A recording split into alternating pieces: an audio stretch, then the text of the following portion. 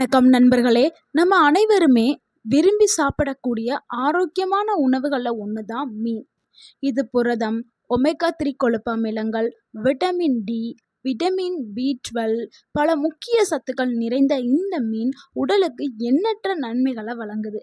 ஆனால் ஆரோக்கியமான மீனை கூட சில உணவுகளோடு சேர்த்து சாப்பிடும்போது செரிமான பிரச்சனைகள், வயிற்று உபாதைகள், அலர்ஜி, சிலருக்கு வெண்புள்ளிகள் போன்ற பிரச்சனைகள் ஏற்படலாம் என்று பல பாரம்பரிய மருத்துவ முறைகள்லையும் கூறப்பட்டுள்ளது. இன்னைக்கு வீடியோவில் மீன் சேர்த்து சாப்பிட வேண்டாம் சொல்லக்கூடிய உணவுகளையும், அவற்றை சாப்பிட்டால் என்ன பாதிப்புகள் ஏற்படலாம், எப்படி பாதுகாப்பான முறையில் மீன் சாப்பிட வேண்டும் என்பதை நம்ம விரிவாக பார்க்க போகிறோம். ஸோ வீடியோவை ஸ்கிப் பண்ணாமல் முழுமையாக பாருங்கள்.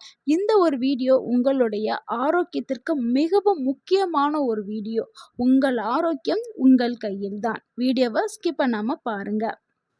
மீனுடன் சேர்த்து சாப்பிடக்கூடாத உணவுகளில் முதல் உணவு மீன் ப்ளஸ் பால் தாங்க. மீனும் பாலும் ஒரு தவறான சேர்க்கை. மீனுடன் பால் சேர்த்து சாப்பிடக்கூடாது என்பது பல ஆண்டுகளாகவே சொல்லப்பட்டு வருது. மீன் ஒரு புரதச்சத்து நிறைந்த உணவு, பால் அதிக புரதச்சத்து கொண்ட ஒரு உணவு.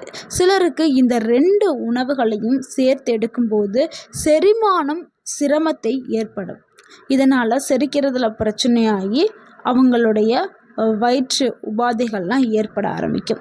சிலருக்கு என்ன ஆகும்னா அஜீரணம், வயிறு உபசம், வாய்வு, வயிற்று வலி ஏற்படும். சிலருக்கு கடுமையான தோல் அலர்ஜி ஏற்படுறதுக்கு வாய்ப்பு இருக்குது. சிலருக்கு புள்ளிகள் வர்றதுக்கும் வாய்ப்பு இருக்குது. அதனால் இந்த 2 சேர்க்கையை தவிர்க்கிறது ரொம்பவே நல்லது. இதற்கு மாற்றாக என்ன செய்யலாம்னா, மீன் சாப்பிட்ட பிறகு குறைந்தது 2லிருந்து 3 மணி நேரம் கழித்து தான் பால் குடிக்கிறது ரொம்பவே நல்லது. முக்கியமாக செரிமான பிரச்சனை இருக்கிறவங்க, செரிமான தன்மை கம்மியாக இருக்கக்கூடிய குழந்தைகள், வயதானவர்களுக்கு இந்த சேர்க்கையை கொடுக்கறத தவிர்க்க வேண்டும். ஏன்னா குழந்தைகள் வீட்டில் இருப்பாங்க, அவங்க பாலும் குடிப்பாங்க, நான்வெஜ்ஜெல்லாம் சாப்பிடுவாங்க. அவங்களுக்கு தெரியாது குழந்தைகளுக்கு. இப்போது பெற்றோர் தான் நம்ம கவனித்து டைம் எடுத்து கொடுக்கணும். அடுத்து நம்ம 2வதாக பார்க்கக்கூடிய தவறான சேர்க்கை என்னென்னா, மீன் ப்ளஸ் தயிர் தாங்க. தயிரும் மீனும் சேர்த்து சாப்பிட்ற பழக்கம் நம்மளுடைய வீடுகளில் நிறைய பேருக்கு இருக்குது. ஆனால் பல பாரம்பரிய மருத்துவ முறைகளில் இதை தவிர்க்க சொல்கிறாங்க. ஏன்னா 2மே புரதம் அதிகமாக உள்ள உணவுகள். அதனால் இது செரிக்கிறதுக்கு பிரச்சனையாயிரும், வயிற்றுக்கு செரிமான சுமையை இது அதிகப்படுத்தும் அப்படின்னு சொல்கிறாங்க. அதனால் மீனையும் தயிரையும் சேர்த்து சாப்பிட்றது ஒரு தவறான சேர்க்கை.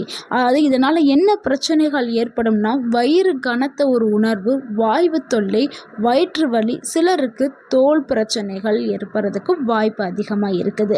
அதனால் எல்லாருமே கவனித்து தான் சாப்பிடணும். அனைவருக்கும் இதை பாதிப்பு ஏற்படுத்தாது. ஏன்னா நீங்கள் நினைக்கலாம், நான் போன வாரம் கூட தயிரும் மீன் தானே சேர்த்து சாப்பிட்டேன், ஏன்னா அது நல்ல ஒரு டேஸ்ட்டாக இருக்கும் தயிருக்கும் மீனுக்கும் சாப்பிட்றதுக்கு அப்படின்னு நீங்கள் நினைக்கலாங்க.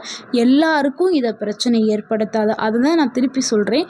உடல் நல பாதிப்பு இருக்கிறவங்க, செரிமானத்தன்மை கம்மியாக இருக்கவங்க, அது வயதானவர்கள், குழந்தைகளுக்கு தான் இது அதிக பாதிப்பை ஏற்படுத்தும். அதனால தான் நம்ம சொல்கிறோம்.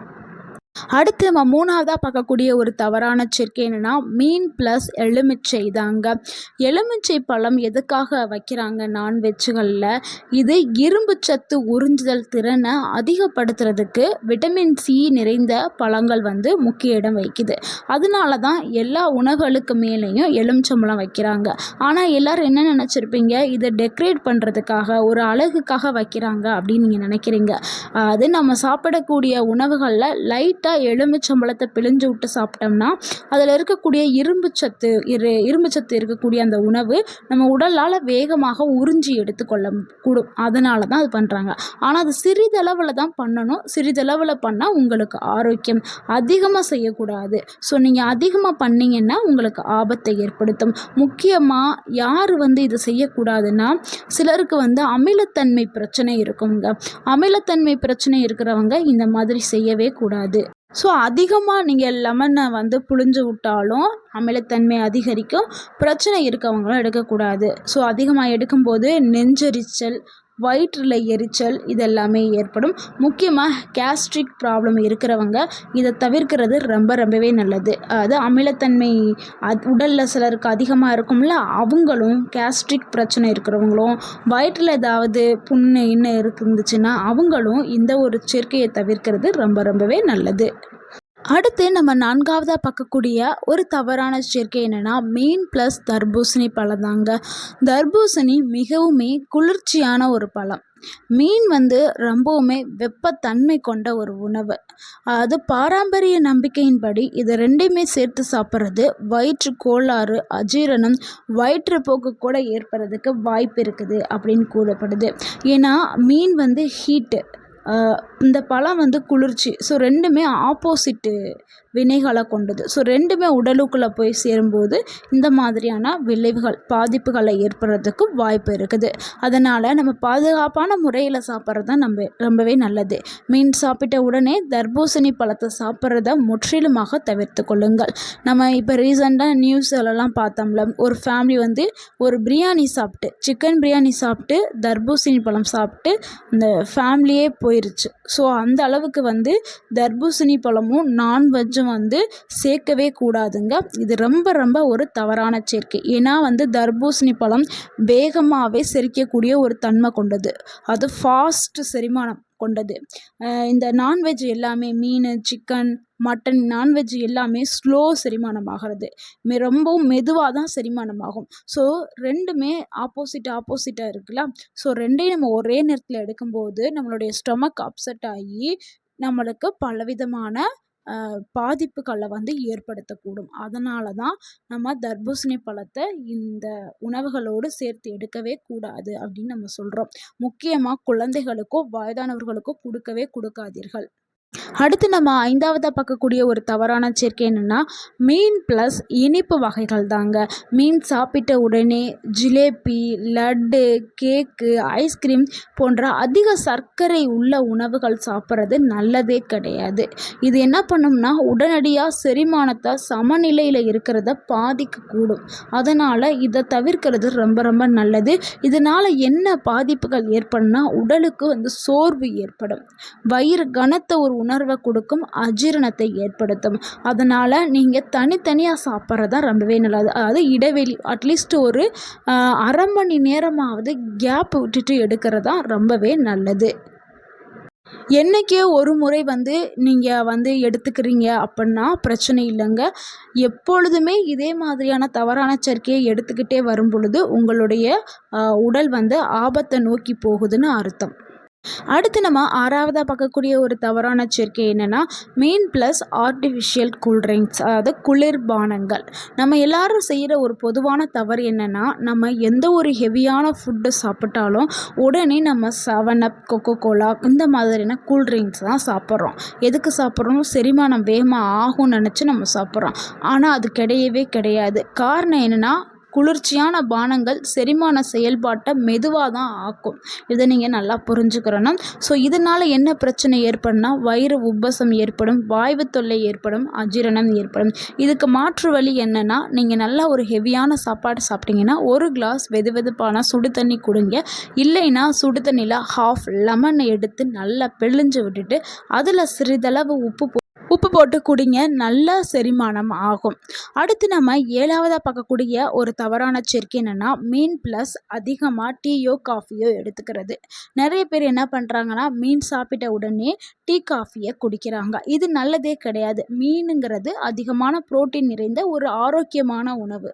ஸோ நீங்கள் டீயை காஃபியை குடிச்சிட்டிங்கன்னா அந்த மீனில் இருக்கக்கூடிய ஊட்டச்சத்து நம்ம உடலால் உறிஞ்சி கொள்ளப்படாது. ஏன்னா டீயில் என்ன இருக்குது, டேனின் அப்படின்னு சொல்லக்கூடிய ஒரு சேர்மம் இருக்குது. அது ஊட்டச்சத்தை உறிஞ்ச விடாமல் பண்ணிடும். ஸோ உறிஞ்சுறதுல பாதிப்பு ஏற்படும். அதனால் நம்ம தவிர்க்கிறது ரொம்பவே நல்லது. நீங்கள் மீன் சாப்பிட்ட பிறகு 1 மணி நேரம் கழித்து நீங்கள் டீ காஃபி குடிக்கலாம். அடுத்து மீன் சாப்பிடும்போது செய்ய வேண்டிய விஷயங்களை பார்க்கலாம். நல்லா சமைத்த மீன்களை மட்டும் சாப்பிட்றது ரொம்பவே நல்லது. பாதி வேக வைத்தது அந்த மாதிரிலாம் சாப்பிடாதீங்க. நல்லாவே வேக வச்சு சாப்பிடுங்க. அதுதான் நம்ம உடலுக்கு நல்லது. அதே மாதிரி வாங்கும்போது புதிய மீன்களாக பார்த்து வாங்குங்க. காய்கறிகளோடு சேர்த்து சாப்பிடுங்க. அளவாக சாப்பிடுங்க. போதுமான தண்ணீர் குடிங்க. இதுதான் ரொம்பவே முக்கியமானது. யாரெல்லாம் இந்த சேர்க்கையை தவிர்க்கிறது ரொம்பவே நல்லதுன்னா, வயிற்றில அல்சர் இருக்கிறவங்க, செரிமான பிரச்சனை இருக்கிறவங்க, செரிமான தன்மை கம்மியா இருக்கிறவங்க, குழந்தைகள், வயதானவர்கள், கர்ப்பிணி பெண்கள், மீன் அலர்ஜி இருக்கிறவங்க, அதாவது மீன் சாப்பிட்டால் அலர்ஜி ஆகும், சிலருக்கு ஒவ்வாமை ஆகும். இவங்க எல்லாருமே ரொம்பவே கவனமா தான் இந்த சேர்க்கையை எடுக்கணும்.